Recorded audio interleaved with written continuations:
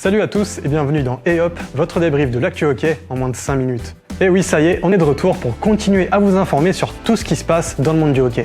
Des nouvelles de la Coupe du Monde, bilan sur les premières compétitions de l'année 2022 en France, championnat d'Allemagne et tournoi 4-4 en Chine. Préparez vos palmes et vos crosses. C'est parti pour Hop. On va commencer tranquillement en faisant le point sur les compétitions qui ont eu lieu en France en ce début d'année. Les championnats jeunes se sont déroulés en Bretagne et en Île-de-France. Dans l'Ouest, des jeunes hockeyeurs de 5 catégories différentes se sont affrontés dans la piscine de Châteaubriand il y a 2 semaines. A noter la belle performance de Rennes qui a terminé aux 2 premières places de chaque catégorie dans lesquelles il y avait un classement. En Île-de-France, les championnats minimes et juniors ont rendu leur verdict le week-end dernier. Chez les minimes, c'est la Squall Team Neuilly qui a été sacrée après une victoire 5-3 face à Lagny en finale. La piscine du Chesnay a également vu l'équipe de Fontenay s'imposer en mort subite lors de la finale des juniors contre Pontoise.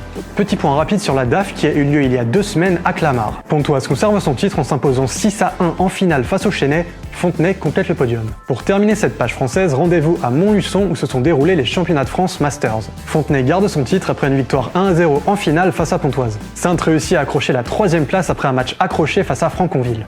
On était présent à la compétition, alors si vous voulez en savoir plus sur cette édition particulière du championnat Masters, le lien de la vidéo est en description. Direction Munich où la première manche de la 2e partie du championnat d'Allemagne a eu lieu il y a 2 semaines. Les Black Marlins de Munich n'ont pas réussi à profiter de cette journée à domicile pour prendre la tête du championnat. Les joueurs de la capitale conservent également leur invincibilité avec un bilan exceptionnel de 51 buts marqués pour 0 encaissés. Rendez-vous le 12 mars à Sankt Leonrod pour terminer cette première journée du second tour.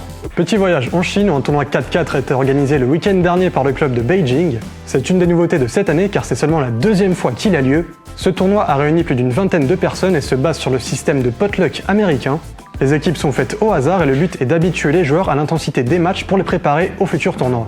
Le retour de Hop va forcément avec le retour de votre feuilleton habituel entre les Abu Dhabi Ducks et les Dubai Pirates. Cette fois-ci, c'est carrément un tournoi qui a été organisé à Abu Dhabi et qui a réuni 3 équipes des Ducks contre une seule des Pirates. Ça n'a pas empêché Dubaï de s'imposer dans le tournoi en ne concédant aucun but. Ils prennent donc leur revanche de la dernière opposition qui avait vu Abu Dhabi s'imposer.